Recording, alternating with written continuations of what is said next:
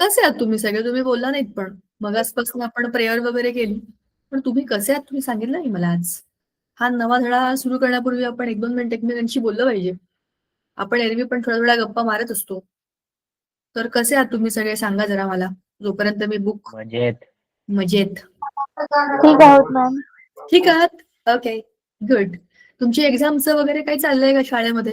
म्हणजे तुमच्या आता कॉलेजमध्ये सॉरी, सॉरी आता तुम्ही कॉलेजमध्ये आहात. काय चाललंय कॉलेजमध्ये सध्या? एक्झाम्सचं काय चालणार आहे? एक्झाम्सचं काय चालणार आहे? कधी आहेत एक्झाम्स? काही डेट्स वगैरे आल्यात का? नाही मॅम, अजून सांगितलेलं नाही. आणि तुमची 12th लवकर स्टार्ट होते ना? म्हणजे 11thच्या शेवटाकडे 12th सुरू होऊन जाते.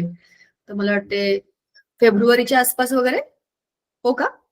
असं जनरली भरपूर कॉलेजेसमध्ये करतात. तुमच्या कॉलेजमध्ये काय करतात जरा मला सांगा.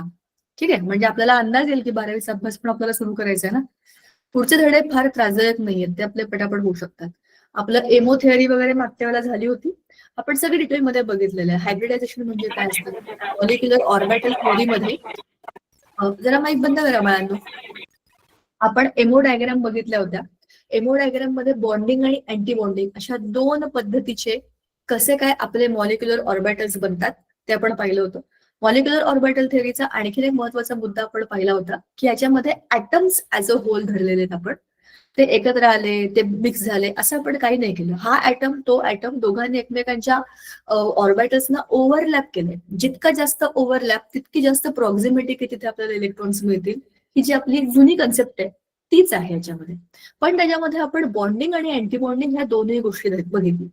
शिवाय आपण त्याच्यामध्ये बॉन्ड ऑर्डर काढू शकतो, जी गोष्ट वरच्या कुठल्याही थेअरीमध्ये नव्हती.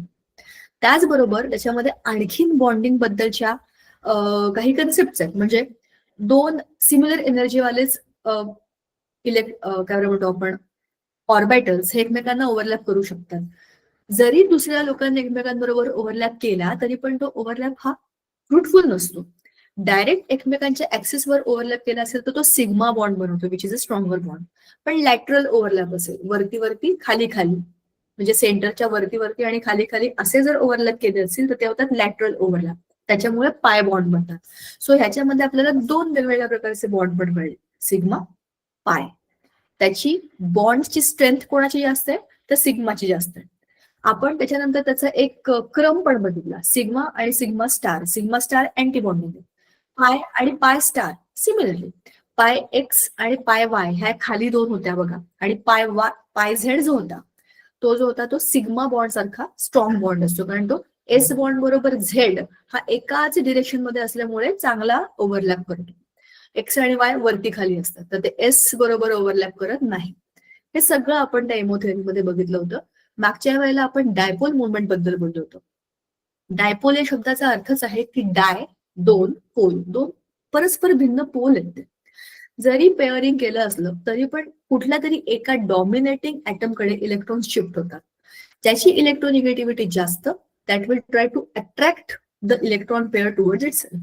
जसं आपण खाली HF या मॉलिक्युल बद्दल बोललो होतो की HF मध्ये काय होतं, H आणि F मध्ये fluorine is more electronegative, that is halogen, that is too very dangerous. पहिलाच हॅलोजन कॅटेगरी मधला तो F आहे, that is very dangerous halogen which takes everybody. त्याचे प्रत्येकाला खेचून पण घेतो, त्याचे इलेक्ट्रॉन्स पण खेचून घेतो, आणि त्याच्यामुळे काय होतं, हायड्रोजन बिचारा गपचूप तसं त्याचा इलेक्ट्रॉन त्याला देऊन टाकतो. जरी शेअर केलेले तरी पण that is incline towards fluorine. So fluorine is more electronegative having the charge towards itself. Covalent bond मध्येच 2 पोल बनले, थोडासा डेल्टा पॉझिटिव्ह डेल्टा निगेटिव्ह. ठीक आहे, म्हणजेच ह्याला म्हणतात डायपोल मुवमेंट. आता पुढची एक कन्सेप्ट आपल्याला बघायची आहे. हे आपण वरती सगळे बघितले होते बरं का. म्हणजे लोन पेअरचं पण आपण पाहिलं होतं की लोन पेअर ह्या स्वतः पण इलेक्ट्रोनिगेटिव्ह असतात, त्याच्यामुळे त्या बाकीच्या इलेक्ट्रॉन्सना ढकलतात त्या पेअर्ड मध्ये. मग आपण बघितलं होतं जनरल डिस्कशन त्याच्याबद्दलचं. आज आपण बघूया रेझोनन्स म्हणजे काय. Many polyatomic molecules can be represented bye more than 1 Lewis structures. Consider for example 3 structures written for CO2-2. Each structure differs from the other only in the position of electrons without changing position of the atoms. CO2-2 असं structure आहे. Carbon च्या बाजूला 2 oxygen CO2 -2 charge आहे त्याच्यावरती. हा carbon oxygen oxygen आणि हा oxygen, हा carbon oxygen oxygen oxygen.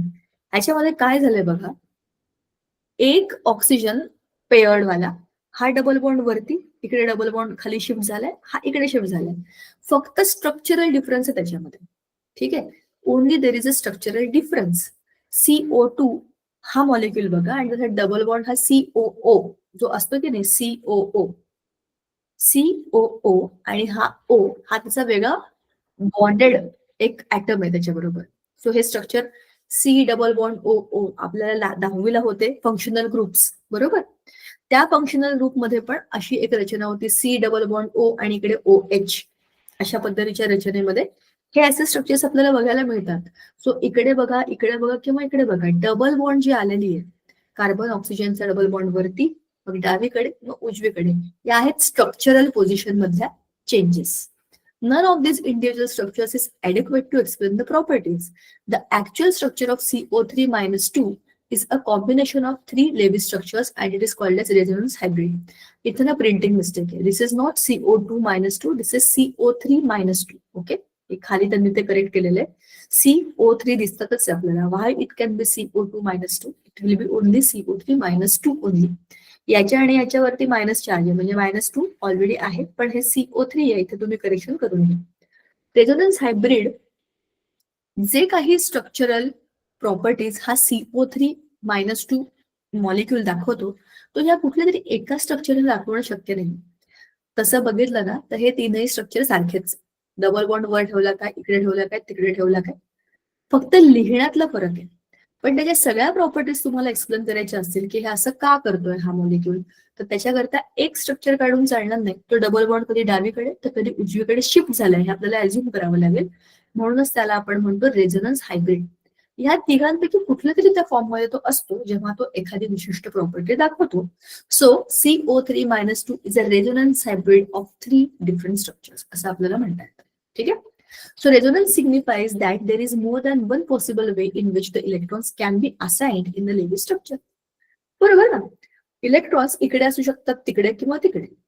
Resonance gives you the possibility to draw key electrons इथे पडत किंवा इथे पडत किंवा इथे पडत. The various structures are called as canonical forms. या प्रत्येक स्ट्रक्चरला आपण काय म्हणतो, कॅनोनिकल फॉर्म. आणि these are 3 different forms in this canonical these 3 canonical forms in this resonance hybrid. तसंच आता O3 मॉलिक्यूल. O3 म्हणजे ओझोन. ओझोन आपल्याला माहिती आहे, ओझोनचा लेअर अर्थच्या आजूबाजूला आहे, and that ozone layer absorbs the harmful UV radiations coming from the sun. आपल्या अर्थ वरती जे ऍटमॉस्फिअर आहे ना, त्या ऍटमॉस्फिअरचा आउटर मोस्ट शिल्ड आपला ओझोन लेअर आहे. That ozone layer is the protective layer which absorbs the harmful radiations of sun, which are dangerous for our skin, for animals, for plants. ते इतके डेंजरस असतात की जे जमिनीवर पडले, आपल्या स्किनवर पडले किंवा प्लांट्सवर पडले तर ते आपल्या जीन्सला डिग्रेड करू शकतात. सो ते आपल्यापर्यंत येऊ नये म्हणून हा ओझोन लेअर त्यांना ऍब्झॉर्ब करतो.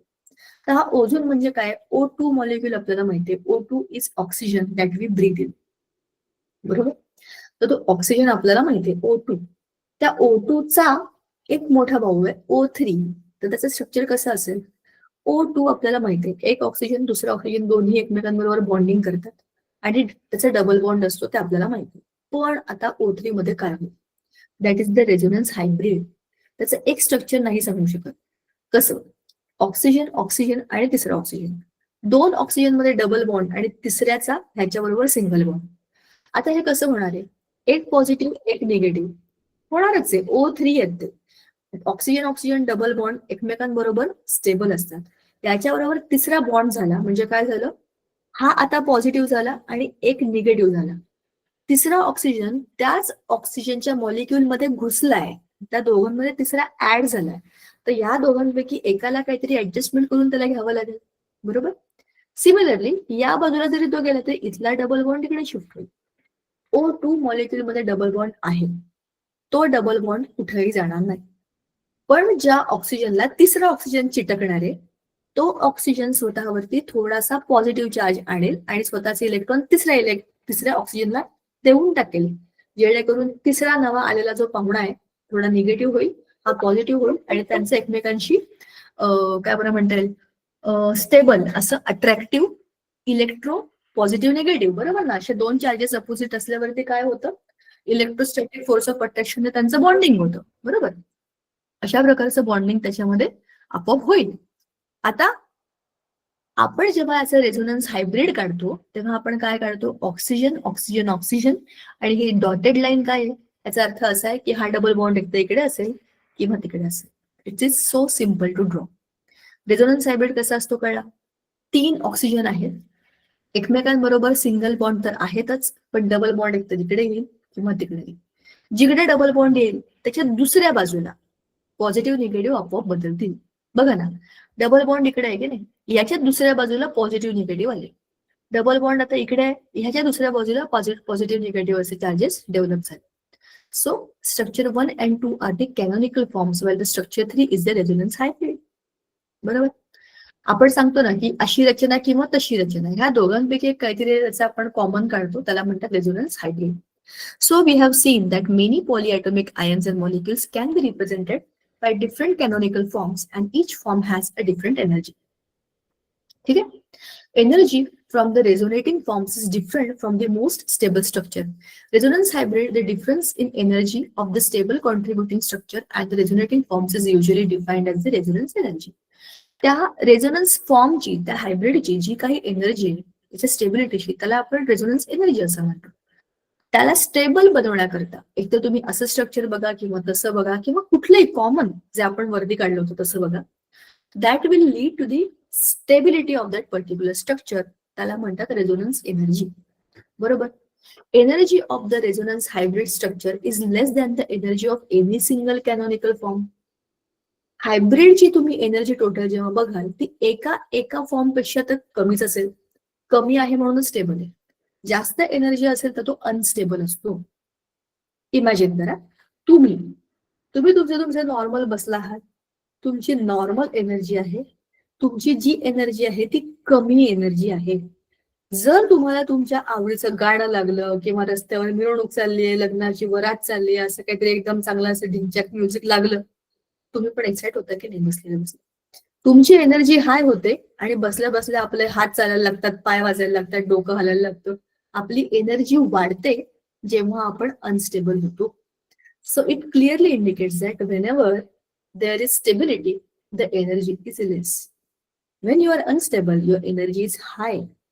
एकट्या कॅनॉनिकल फॉर्मची एनर्जी जास्तच आहे, म्हणूनच त्याचा रेझोनन्स जेव्हा आपण बघतो तर त्याची एनर्जी ऑटोमॅटिक कमी होणार, बरोबर. The average of all resonating structures contributes to overall bonding characteristic features of the molecule.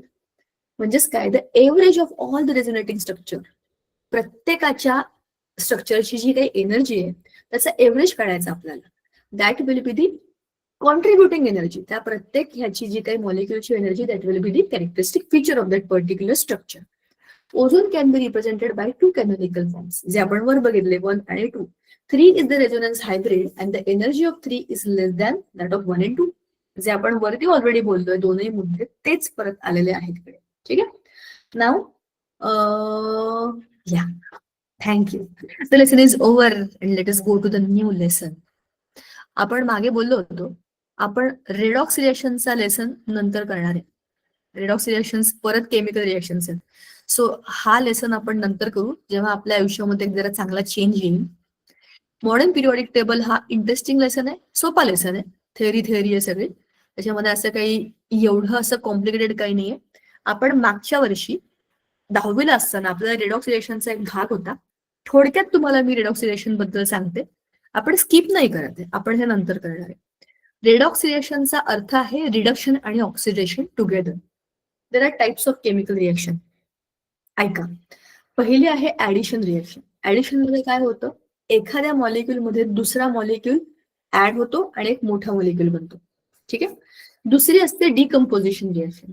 एका मोठ्या मॉलिक्युलचे तुकडे होऊन छोटे मॉलिक्युल्स बनतात. ठीक आहे. तिसरी असते मी पहिले का तुम्हाला सांगितली होती ऍडिशन, मग आहे डिकम्पोजिशन. रेडॉक्स रिएक्शन मध्ये काय होतं, रेडॉक्स रिएक्शन मध्ये रिडक्शन आणि ऑक्सिडेशन सायमल्टेनियसली एकाच वेळेला होतं. एखादी गोष्ट रिड्यूस होते म्हणजे काय होते, त्याच्यामध्ये हायड्रोजन आयन्स ऍड होतात किंवा ऑक्सिजन निघून जातो. Whenever oxygen is lost in a molecule त्याचं रिडक्शन होतं.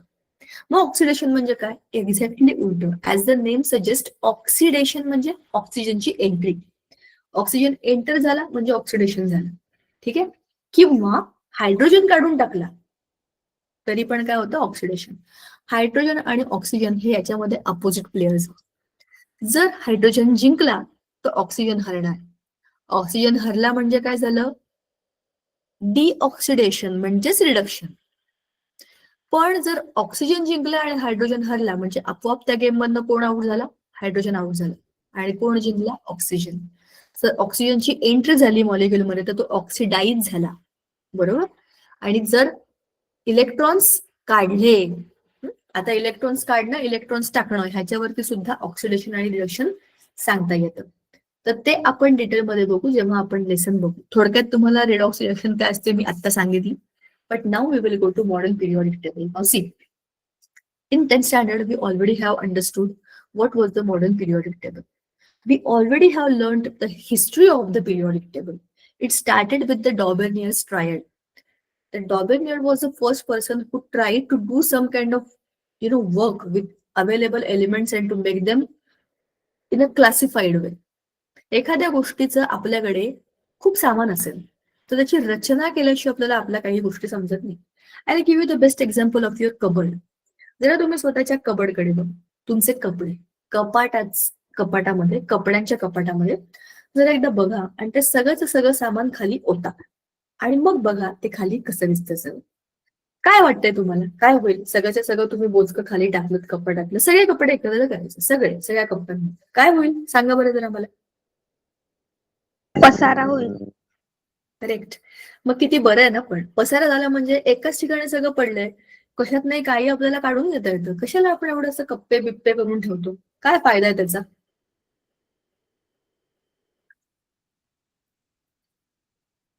सांगा मला. तुम्हाला असं वाटतंय का की ते फायदेशीर आहे का नुकसानदायक आहे?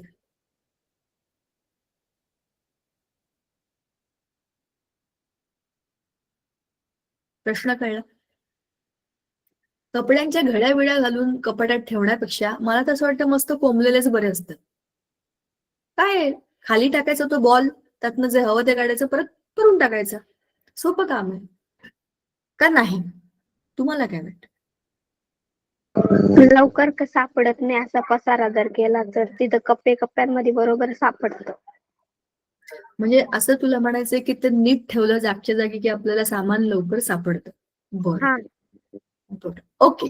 व्हॅलिड मुद्दा आहे. अजून कोणाला काही वेगळं? मुलांना तुमचं कपाट आवरलेलं असतं का माझ्यासारखं असतं?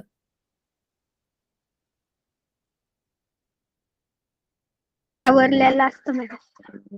शाबाश. अरे आपल्या वर्गात मुलं आहेत, boys boys boys. Tell me, तुम्ही काय करता?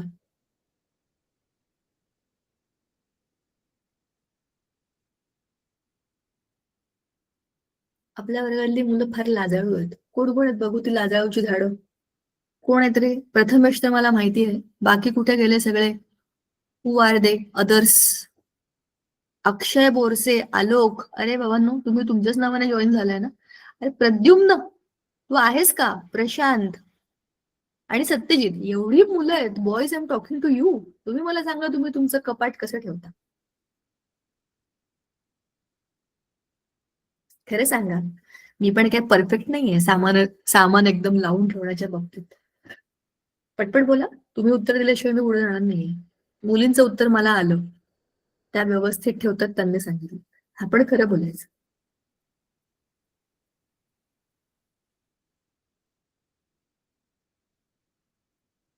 मुलांनो, बॉईज, आपल्या टीम मधले आत्ताचे जे काही 11 स्टँडर्ड बॉईज, बॉईज म्हणजे मुलगे जे आता ऐकतात लेक्चर, बहुतेक झोपले नसतील तर. तुम्हाला कळतंय का मी काय विचारला प्रश्न ते? स्वच्छ ठेवतो मॅम. काय काय?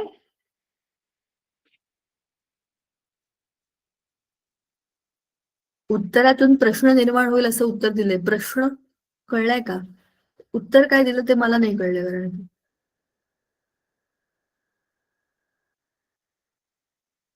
प्रद्युम्न.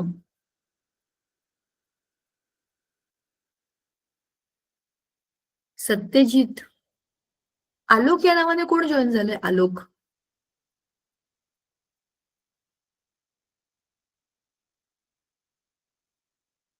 अरे, मी तुम्हाला केमिस्ट्रीचं काही विचारत नाही रे वेड्यांनो. मी तुम्हाला तुमच्या घरातल्या कपाटाबद्दल विचारते. तुम्ही तुमचे कपडे कसे ठेवता कपाटात हा प्रश्न आहे. घड्या घालून ठेवता का कसेही ठेवता? आणि खरं बोलायला काय आम्ही थोडी तुमच्या घरात येऊन चेक करणार आहे. बिंदास सांगा. माझ्याकडे कितीतरी घड्या गोष्टी. घालून मॅम. घड्या घालून कोण व्यवस्थित होतं? प्रथमेश बोलला का हे? हो. ओके. आणि Yes, सत्यजित. ma'am.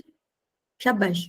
सत्यजित आणि प्रद्युम्न, तुम्ही लोक काय करता रे एवढं सिक्रेटली? आम्ही काही येणार नाही तुमचे कपडे वपडे घ्यायला.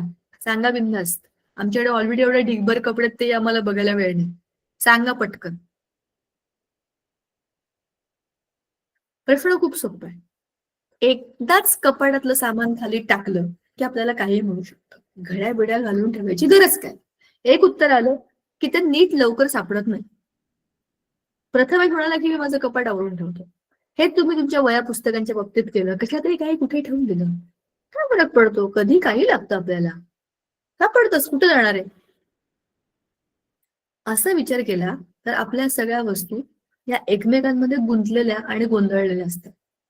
आणि जेव्हा जेव्हा आपल्याकडे कुठलीही गोष्ट जास्त प्रमाणामध्ये असते, काही विशिष्ट प्रमाणामध्ये असते, 10, 12, 15, हो की नाही, तेव्हा आपण त्या गोष्टी लगेच मांडायला सुरुवात करतो. तो कुठलं पण काम तुम्ही कुठलं पण काहीही घ्या, अननोइंगली तुम्ही तुमच्या सगळ्या वस्तू मांडायला सुरुवात करता. तुम्ही क्लासिफाय करता त्याला. The reason, I tell you the reason. बरोबर आहे.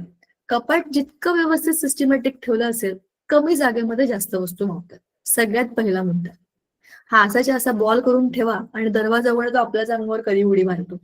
तो असं करून आपण आपली जागा वाया घालवतो. म्हणून आहे त्या वस्तूंची घडी नीट घालून ठेवली की प्रत्येक गोष्टीची एक जागा ठरलेली असते आणि कमी जागेमध्ये बऱ्याच वस्तू मावतात. पहिला मुद्दा. दुसरं, एकदाच कष्ट करावे लागतात, नीट लावून ठेवायचे. त्याच्यानंतर पुढच्या 1 महिनाभरापर्यंत तुम्हाला तुमचं सामान अगदी आरामात व्यवस्थित सापडतं. बरोबर. तिसरं महत्वाचं, एखादं नवीन गिफ्ट. चला मी तुम्हाला माझ्या कपाटाचं उदाहरण देते. माझ्या कपाटामध्ये टी शर्ट्स वेगळे, पॅन्ट्स वेगळ्या, पंजाबी ड्रेस वेगळे, घरात घालायचे कपडे वेगळे, पावसाळ्यातले कपडे वेगळे, असे भरपूर सेक्शन आहेत. एक वेगळं सेक्शन आहे ज्या सगळ्या साड्या, साड्या साड्या साड्या साड्या, खूप साऱ्या साड्या. तुम्ही तुमच्या घरामध्ये बघा, आई, ताई, मावशी, काकू, कोणाचंही कपाट बघा, त्यांच्या वयापेक्षा तरी दुप्पट तिप्पट साड्या असतातच. प्रत्येक घरामध्ये बघा खूप साऱ्या साड्या असतात. तर साड्यांचं भरपूर सारं सामान पण असतं. आता माझ्या एका प्रश्नाचं तुम्ही मला उत्तर द्या. मी घरी नाहीये आणि मला गिफ्ट, कोणीतरी माझ्या मैत्रिणीने मला माझं बर्थडे गिफ्ट म्हणून एक साडी पाठवली. समजा मुंबईहून तिने मला ऑनलाईन शॉपिंग करून माझ्या पत्त्यावरती एक साडी पाठवली की तुझं बर्थडे गिफ्ट मी घरी पाठवलेलं आहे, हॅपी बर्थडे. आणि मी घरी नाहीये. तिचे सामान येईल माझ्या घरी. मी नसताना माझ्या घरातले लोक ते उघडून बघतील, तर ते कुठे ठेवतील?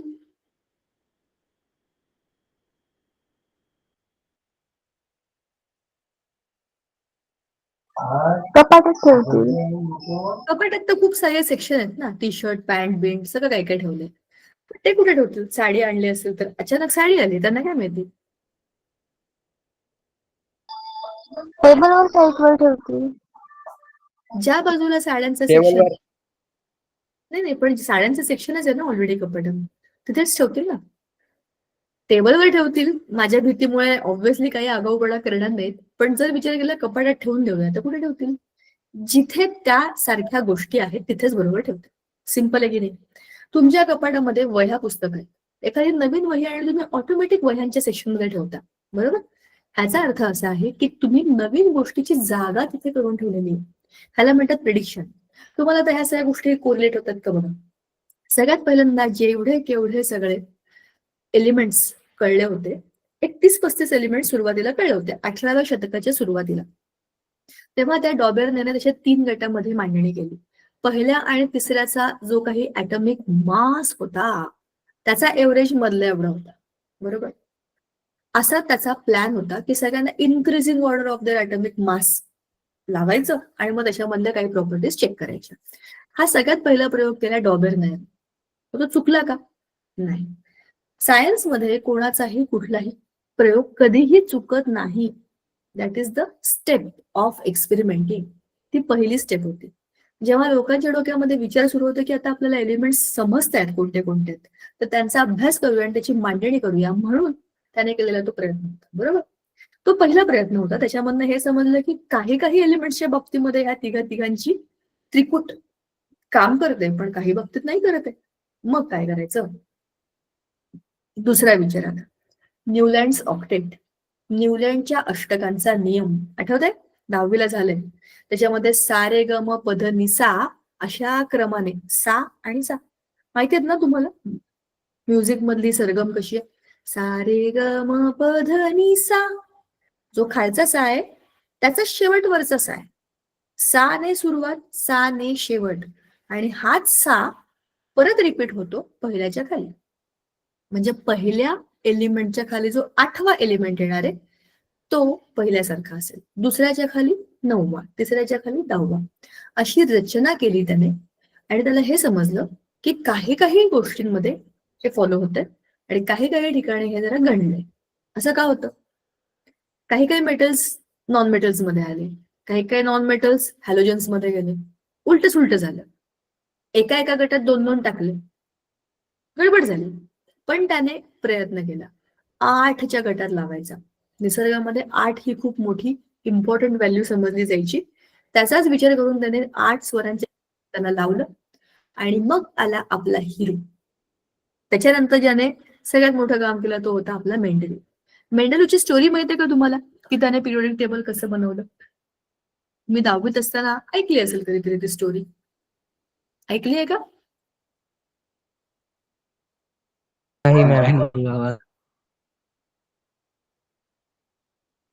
काय झालं?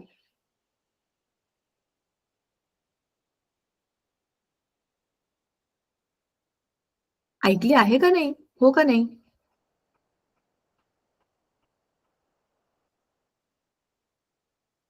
वाव, मला काही समजत नाहीये. माझा आवाज येत नाही का तुम्हाला? चला मी तुम्हाला सांगते मेंडेलिवची स्टोरी. पण मी जरा प्रेझेंटिंग स्टॉप करणार आहे because I want to talk to you. बघा, हा जो मेंडेलिव होता ना, हा एक रशियन केमिस्ट होता, प्रोफेसर होता. कॉलेजमध्ये मुलांना केमिस्ट्री शिकवायचा. तो स्वतः, त्याची स्टोरी खूप इंटरेस्टिंग आहे.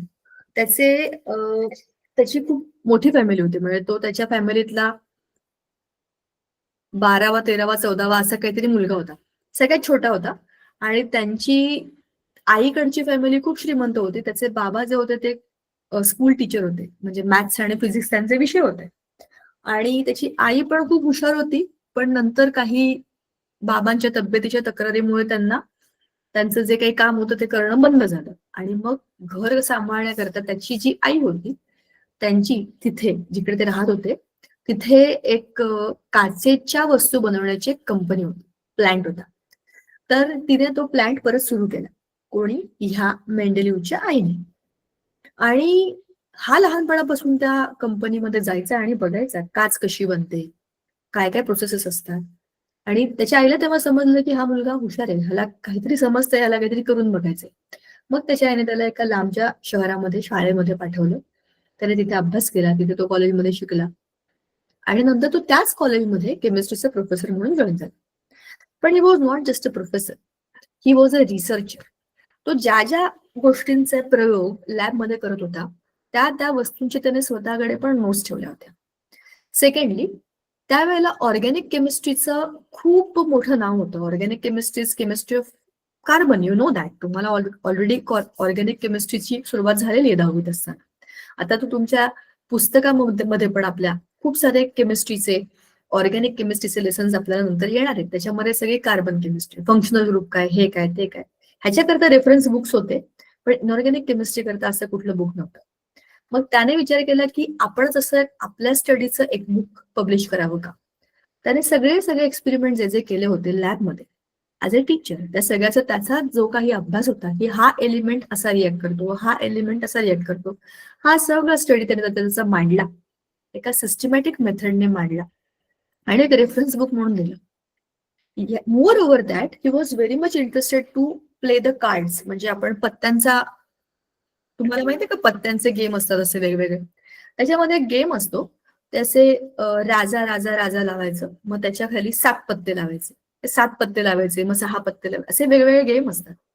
तुम्हाला काय करायचं, 4ही पूर्ण वेगवेगळे म्हणजे इस्पिक, किलवर, बदाम आणि काहीतरी असतं चौकट, त्या चौघांची पूर्णच्या पूर्ण 13-13ची गड्डी बनली पाहिजे, असा एक गेम असतो. 7 लावायचे, मग त्याच्या पुढे लावत जायचे पत्ते, मग त्याला जॉईन करायचे, म्हणजे ती 13, 12, 11, 10, 9 अशा डिक्रीजिंग ऑर्डर मध्ये लावायचे असतात. असा एक गेम असतो पत्त्यांचा. तो त्याचा सगळ्यात फेवरेट गेम होता. आणि जेव्हा त्याचा हा अभ्यास सुरू झाला पिरियॉडिक टेबलचा, एलिमेंट्सचा अभ्यास, त्यावेळेला जवळपास एक 60-65 एलिमेंट्स आपल्याला माहिती होते. मग त्या बुद्धिमान माणसाने स्वतःचे पत्ते बनवले आणि त्या पत्त्यांवरती एका एका एलिमेंटची नावं टाकली, म्हणजे the names of the elements were his cards to play. त्याने असं स्वतःचा मस्त गेम डेव्हलप केला आणि त्याला जेव्हा वेळ मिळेल तेव्हा तो ते पत्ते खेळायचा. रेग्युलर पत्ते तर ते ठीकच होते, हे पत्ते त्याचे स्वतःचे पत्ते होते, ज्याच्यात तो स्वतःचे डोक्याने त्याला लावून बघत होता, असं लावू का, तसं लावू का, तसं लावू का. एकदा तो एका कुठेतरी कामासाठी एका छोट्याशा एरियामध्ये गेला, गावामध्ये कुठेतरी गेला.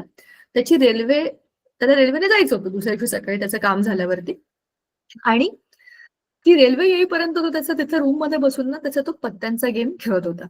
त्याने बनवलेल्या एलिमेंट्सच्या पत्त्यांचा गेम खेळत होता. तो त्या गेम मध्ये एवढा रमला होता की ती ट्रेन आली आणि गेली, त्याला कळलं सुद्धा नाही. मजा अशी होती की पुढचे 3 दिवस त्या स्टेशनवरती रेल्वे येणारच नव्हती, तो 3 दिवस तिकडे अडकला. त्याच्याकडे दुसरे काही उद्योग नव्हता, फक्त ते पत्ते आणि तो. 3 दिवस सुद्धा त्या मॅडनेस मध्येच होता आणि तो झोपला. ते पत्ते खेळून घेऊन त्याच विचारामध्ये तो झोपून गेला. आणि जेव्हा तो स्वप्नामध्ये होता, अर्धा जागा होता, तेव्हा त्याच्या समोर एक टेबल आलं, त्याच्यात ते पत्ते असे असे असे जे काही लावले होते ते त्याने बनवलेलं मेंडलिव्स पिरियॉडिक टेबल आहे. त्याने खाडकन डोळे उघडले आणि जे त्याने डोळ्यामध्ये साठवून ठेवलं होतं, बंद डोळ्यांमध्ये, उघड्या डोळ्यामध्ये, स्वप्नामध्ये, ते तसे पत्ते त्याने मांडले आणि ते त्याचं पिरियॉडिक टेबल म्हणून त्याने पब्लिश केलं. And that was the most systematic way of classifying elements that time.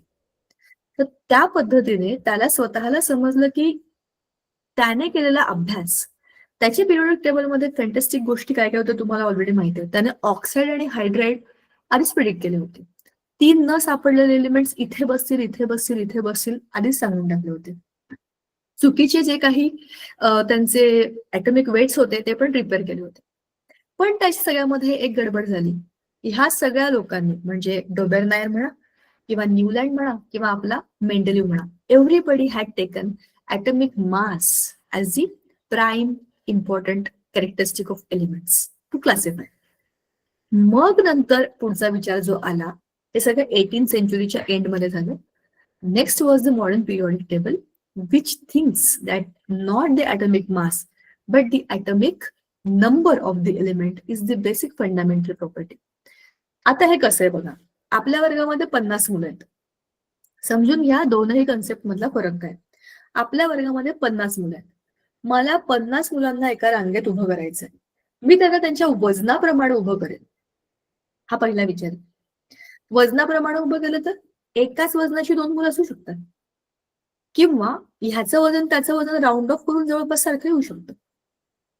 वजनापेक्षा त्यांचे रोल नंबर चांगले नाही आहेत का? सुरुवातीला 3ही लोकांनी वजनाप्रमाणे त्यांना लावलं, तोपर्यंत ऍटॉमिक नंबर ही कन्सेप्टच नव्हती. ठीक आहे. नंतर ऍटॉमिक नंबर जेव्हा समजलं तर ऍटॉमिक नंबर आणि ऍटॉमिक मास नंबर मधला फरक माहिती ना तुम्हाला. Atomic number is number of electrons और number of protons, whereas atomic mass number is number of protons plus number of neutrons. न्यूक्लियसचं वजन म्हणजे ऍटॉमिक मास आणि इलेक्ट्रॉनचा नंबर म्हणजे ऍटॉमिक नंबर. मग आता आपण मुलांना कसं लावतोय, त्यांच्या रोल नंबर प्रमाणे लावतोय. रोल नंबर प्रमाणे लावणं जास्त सोपं आहे की नाही. एका रोल नंबरला एकच मुलगा. आताच जे मॉडर्न पिरियॉडिक टेबल आहे that is based on the roll numbers not the weight. हा खूप मोठा इम्पॉर्टंट पार्ट आहे जो तुम्हाला सगळ्यांना माहिती असायलाच पाहिजे होता 10th पर्यंत, जो आपण आता रिवाइज केला. नाव look at the modern periodic table, जे आपल्याला ऑलरेडी 10th मध्ये झालंय. Let us once again go through it. मला सगळ्यात जास्त आवडतं ते हेच आहे, कारण हे inorganic chemistry. Inorganic chemistry is my topic. म्हणजे माझं मास्टर्सच इनऑर्गॅनिक केमिस्ट्री झालंय. So I like it much more than to tell you की हे किती मस्त आहे. तर ह्याच्यामध्ये मॉडर्न पिरियोडिक टेबल मध्ये 4 पार्ट्स असतात. एक आहे एस ब्लॉक, मग आहे पी ब्लॉक, हे आहे डी ब्लॉक आणि खाली हा आहे एफ ब्लॉक. हे ब्लॉक म्हणजे काय आहेत? आता आपल्याला माहिती आहेत ना, there are types of orbitals. S orbital ज्याचा शेप आहे सर्क्युलर, पी ऑर्बिटल जे आहेत 6, P x, P Y, P Z. असेच आहेत D orbitals, D x Y, D Y Z, D x Z, D x square minus Y square आणि एक असा असतो डम्बेल शेप. ठीक आहे, हा आहे डी झेड स्क्वेअर. हे 5 डी आणि असेच 7, हे 7 नाही ड्रॉ करू शकत, 7 असतात एफ ब्लॉक. असेच ऑर्बिटल्स ऑर्बिटल्स ऑर्बिटल्स. ह्या 7 शेलमध्ये ज्या शेलमध्ये समजा एस ब्लॉक आहे ना, तर त्याचा आउटर मोस्ट इलेक्ट्रॉन या एस शेलमध्ये जाणार. डी ब्लॉक आहे का, त्याचा आउटर मोस्ट इलेक्ट्रॉन ह्या 5 पैकी कोणत्या तरी एका शेलमध्ये जाणार. पी ब्लॉक आहे का, हे पी ब्लॉक आहे, इथून 13 ते 18 पी ब्लॉक आहे. ह्यांच्यापैकी कुठल्याही एलिमेंटला तुम्ही घ्या, त्याचा आउटर मोस्ट इलेक्ट्रॉन्स त्याचे सगळे पी शेलमध्ये जाणार आणि एफ ब्लॉक मध्ये सगळ्याच्या सगळ्या एलिमेंट्सचे valence electrons, outer most electrons म्हणजेच व्हॅलेन्स इलेक्ट्रॉन्स हे एफ शेलमध्ये जाणार. ही रचना आहे, म्हणून त्याला एस पी डी एफ हीच नावं दिली आहेत. एबीसीडी नावं का नाही दिली? एबीसीडी शेलच नाही आहेत, शेल आहेत एसपीडीएफ, म्हणून त्यांची नावं आहेत एसपीडीएफ ब्लॉक. कळलं? आता ह्यातला पहिला आणि दुसरा जे ह्याला म्हणतात अल्कली मेटल्स, ह्याला म्हणतात अल्कलाइन अर्थ मेटल्स. म्हणजे काय? आता आपल्या पिरियोडिक टेबल मध्ये तुम्ही बघा, पिरियोडिक टेबल ही तुम्हाला सांगते मी, इतकी फॅन्टॅस्टिक गोष्ट आहे. ही खूप मोठी सोसायटी आहे लोकांची. इमॅजिन करा, एक खूप मोठा कॉम्प्लेक्स आहे, खूप मोठी बिल्डिंग आहे. ए विंग बी विंग असते ना, तुम्ही बघितलं असेल बिल्डिंगांमध्ये 4 विंग आहेत. S wing, P wing, D wing, F wing, अशा 4 विंग आहेत. प्रत्येक विंग मध्ये एक एक घर जे आहे ते एका एका माणसाच्या नावावरती आहे. माणसं कोण आहेत? एलिमेंट्स. आता इमॅजिन करा की आपण एका बिल्डिंग मध्ये गेलोय आणि प्रत्येक विंग मध्ये एक एक स्पेशल घर आहे. त्या घरामध्ये एक एक माणूस राहतो. या घरामध्ये फक्त हायड्रोजन राहणार, या घरामध्ये फक्त हेलियम राहणार. हा त्या विंगच्या त्या फ्लॅट नंबरचा माणूस आहे. Flat number 1 hydrogen, flat number 2 helium, flat number 3 lithium. जो फ्लॅट नंबर आहे तोच त्याचा रोल नंबर. ठीक आहे, कळलं? आता मजेची गोष्ट अशी आहे, ह्यांच्यामध्ये खूप सारे मेटल्स आहेत. मेटल्स हे आयुष्यातले ते लोक असतात जे हिरो मटेरियल असतात. तुम्ही पिक्चर बघता की नाही सगळे? हिरो कोण असतात? जे शो शायनिंग करतात, त्यांना चमक असते, ते डान्स करतात, गाणी म्हणतात, रिॲक्टिव्ह असतात, स्वतःची गोष्ट लोकांना देऊन टाकतात, मदत करतात. तर हे सगळं कसं मी तुम्हाला सांगते. मेटल्सला या प्रॉपर्टी कशा जॉईन होतात, कशा कोरिलेट होतात बघा. मेटल्सना चकाकी असते. हिरो कसे असतात? स्मार्ट असतात. कुठल्या पण पिक्चर मधला कुठला पण तुम्ही हिरो घ्या, जंगलातला जरी मोगली जरी गेलं तरी पण त्या पिक्चर मधला हिरो. सो त्याला चमक आहे प्रकारची. रंगाबद्दल म्हणत नाहीये, स्वतःची एक शाईन आहे, आयडेंटिटी, शायनिंग. जसा हिरो तसा मेटल. दुसरं, हे जे हिरो बिरो असतात ते गाणे म्हणतात, डान्स बिन्स करतात. मेटल्स मध्ये एक प्रॉपर्टी आहे ज्याला म्हणतात सोनोरस नेचर, त्याला मराठीमध्ये म्हणतात नादमयता. आपण मंदिरामध्ये जातो, मंदिरामध्ये देवळातली अशी ती घंटा असते, वाजवतो, टंग आवाज येतो. मधला मेटलचा पार्ट आणि आजूबाजूच्या घंटेचा जो एक असा गोल भाग असतो त्याच्या एकमेकांवरती आपटल्यामुळे नाद निर्माण होतो. बरोबर? सो ही मेटलची जी प्रॉपर्टी आहे ही फक्त मेटलची प्रॉपर्टी आहे. जसे हिरो गाणी म्हणतात तसे मेटल्स पण नाद निर्माण करतात. हिरो सगळ्यांची मदत करतात. आपल्या मित्राच्या आयुष्यात काहीतरी प्रॉब्लेम झाला तरी हे दोन मारामारी करतात. बरोबर? म्हणजे they are good conductors of heat and electricity. दुसऱ्यांच्या लाईफमध्ये होणारे सगळे प्रॉब्लेम ते स्वतःच्या आयुष्यामध्ये घेतात. They are good electricity and हीटचे कंडक्टर्स. तिसरं, ते स्वतःच्या गोष्टी देऊन टाकतात. ते हिरो हिरो बघितलं तुम्ही बसमध्ये जातात, एखाद्या म्हातारे आजोबा, आजी, काकू, बाई कोणी दिसलं की लगेच उठतात, स्वतःची सीट देऊन टाकतात. असे मेटल्स काय करतात, स्वतःचे इलेक्ट्रॉन्स देऊन टाकतात. इलेक्ट्रॉन्स घ्या, सुखी राहा, मी मदत केली, मी माझा माझा खुश आहे. अशा मेंटॅलिटीचे असतात ते असतात हिरो. ठीक आहे, म्हणजेच कोण, मेटल्स. तर पिरियॉडिक टेबलमध्ये खूप सारे मेटल्स आहेत.